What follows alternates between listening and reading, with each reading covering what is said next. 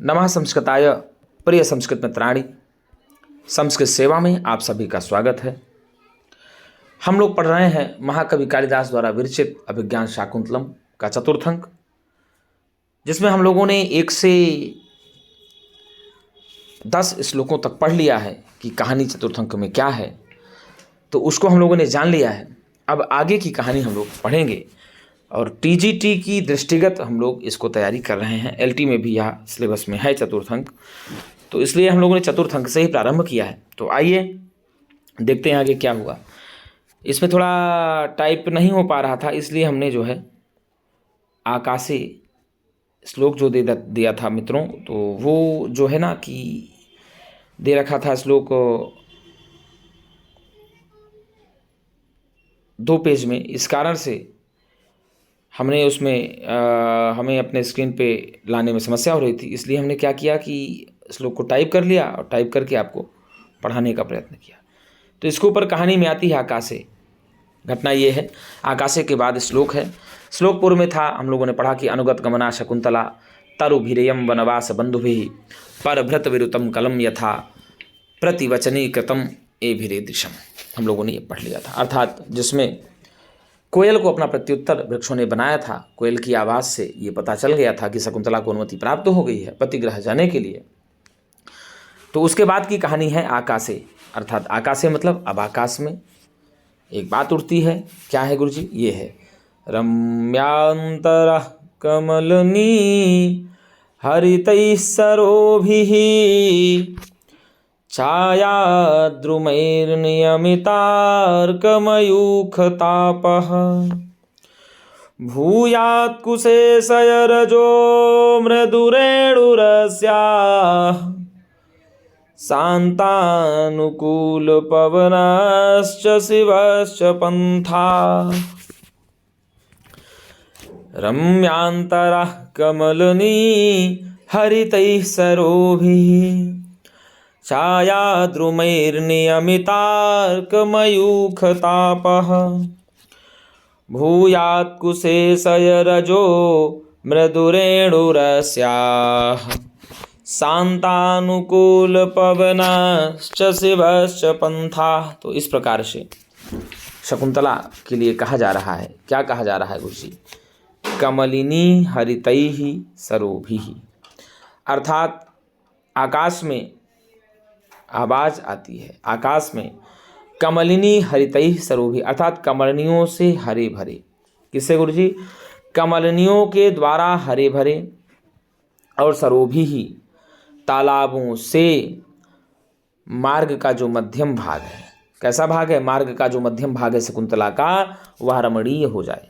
रमणीय हो, क्या हो जाए? मध्यम भाग मानो क्या हो जाए गुरुजी? रमणीय हो। और क्या कहा? छाया द्रुमैः, घनी छाया वाले वृक्षों के द्वारा नियमितार्कमयूख तापः, अर्थात जो सूर्य का ताप है वो नियमित हो जाए, नियंत्रित हो जाए। अर्थात घनी छाया वाले वृक्षों से सूर्य का ताप दूर हो जाए। सूर्य की किरणों का जो भयंकर ताप है, जो भयंकर गर्मी है सूर्य की किरणों की, वह क्या हो जाए? दूर हो। और क्या कहा? अस्याः पंथाः, और इस शकुंतला का मार्ग। किसका गुरुजी? इस शकुंतला का मार्ग। क्या कहा? कुशेशयरजो मृदुरेणुरस्याः भूयात्।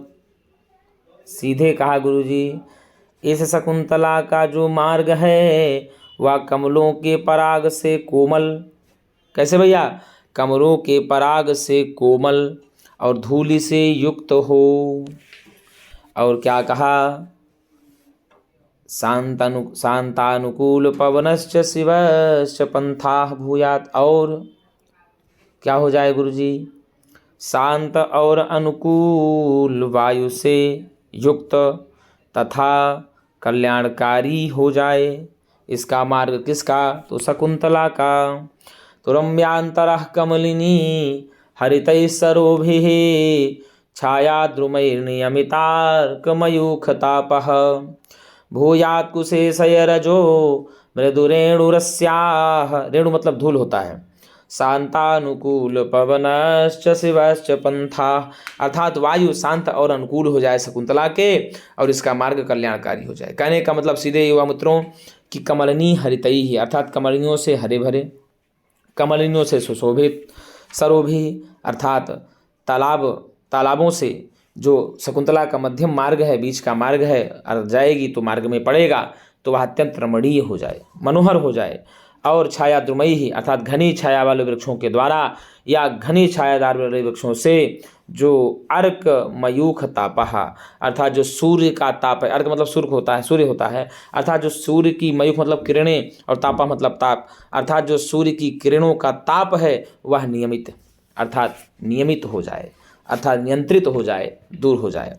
यहाँ सीधे कहा अर्क मतलब सूर्य, मयूख मतलब किरणें, तापा मतलब ताप, अर्थात सूर्य की जो किरणों का ताप है वह घनी छायादार वाले वृक्षों की छाया से दूर हो जाए। अस्याह पंथाह, और इस शकुंतला का जो मार्ग है, कुशेशय रजो मृदुरेणु भूयात, अर्थात कमल पुष्प के करा पराग कणों के द्वारा, अर्थात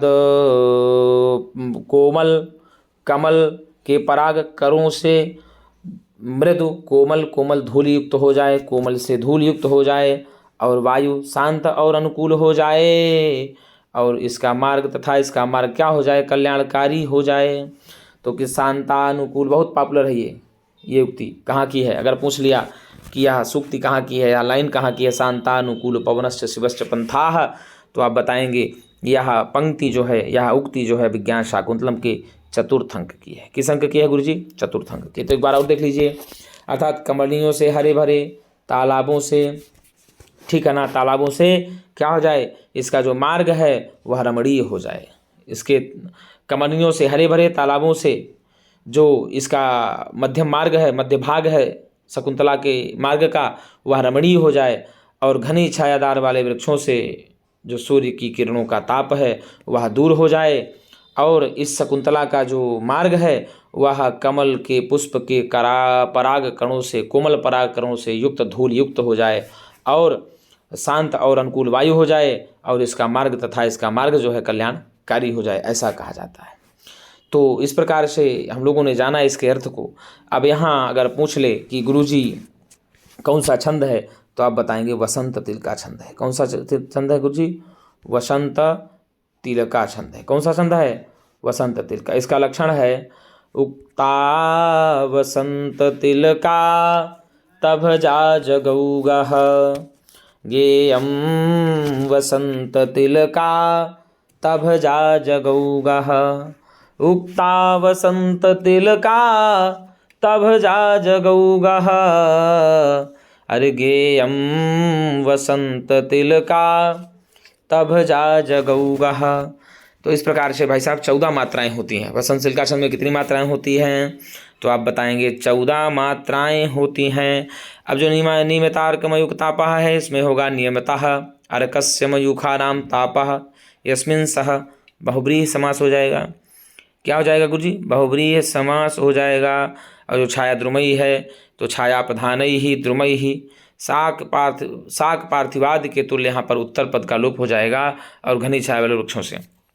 तो इस प्रकार से हम लोगों ने जान लिया इसमें कि कौन सा छंद है। तो आप बताएंगे इसमें वसंत तिल का छंद है। कौन सा छंद है गुरुजी? इसमें वसंत तिल का छंद है। छाया द्रुमयी ही तृतीय विभक्ति बहुवचन है। अर्क मतलब सूर्य बताया, मयूख मतलब किरण बताया, ताप मतलब ताप बताया, हरितई ही सरोभी ही, रम्यांतरः अर्थात यह जो शकुंतला है इसका जो मार्ग है तालाबों से, हरे भरे कमलों से सुशोभित, ठीक है, और छायादार वृक्षों से नियमित, सूर्य का जो ताप है, किरणों का जो ताप है वह एकदम दूर हो जाए, और कमल के परागकणों से युक्त धूल युक्त हो जाए इसका मार्ग, और इसके मार्ग में शांत और अनुकूल वायु हो, और इस शकुंतला का मार्ग अत्यंत कल्याणकारी हो।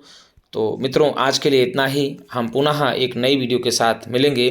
और एक बात आपको बता दें मित्रों कि यदि मेरी वीडियो आपको अच्छी लगे तो आप एक बार लाइक एवं सब्सक्राइब जरूर करें, जिससे हमारी वीडियो आगामी आपको मिलती रहे। अच्छा, एक बात छूट रही है इस श्लोक में, उसको भी ले लेते हैं।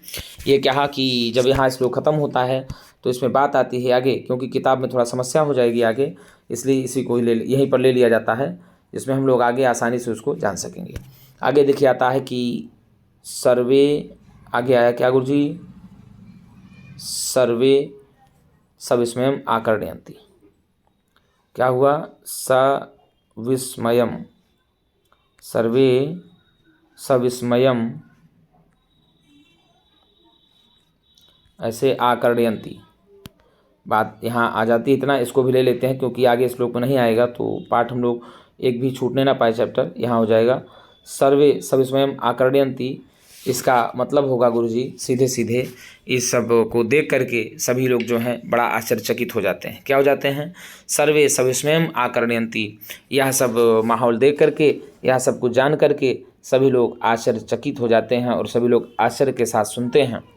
तो क्यों सुनते हैं भाई साहब, बात ही है कि आकाश में ऐसी घटनाएं हो जाएं कि कमलिनियों से सुशोभित हरे भरे और तालाबों से जो शकुंतला का मध्य भाग है या मध्य मार्ग है वह क्या हो जाए, सीधे सीधे मध्य भाग जो उसका है बीच में मानो क्या हो गया, अत्यंत रमणीय हो गया और घनी छायादार वाले वृक्षों से युक्त जो सूर्य का ताप है, सूर्य की किरणों का ताप है वह भी दूर हो जाए और कोमल कमल के पराग से युक्त अर्थात धूलि से युक्त इसका मार्ग हो जाए, अत्यंत कोमल हो जाए, अर्थात इसके मार्ग में कमल की जो पंखुड़ियाँ हैं वो पड़ जाएं जिससे कोमल हो जाए और वायु भी शांत और अनुकूल हो जाए, शकुंतला के अनुकूल हो जाए तथा इसका मार्ग कल्याणकारी हो जाए। इस प्रकार से हम लोगों ने जान लिया है और इसमें बसंत तिल का छंद भी है, ये भी हम लोगों ने जान लिया है। और काव्यलिंग अलंकार इस श्लोक में है। कौन सा अलंकार है गुरुजी, काव्यलिंग अलंकार है। कौन सा, काव्यलिंग। और यहाँ पर तुल्योगिता भी है, परिकर भी है और हेतु होने के कारण काव्यलिंग अलंकार है, वसंत तिल का छंद है। तो मित्रों आज के लिए इतना ही, हम पुनः एक नई वीडियो के साथ मिलेंगे, तब तक के लिए नमः संस्कृताय।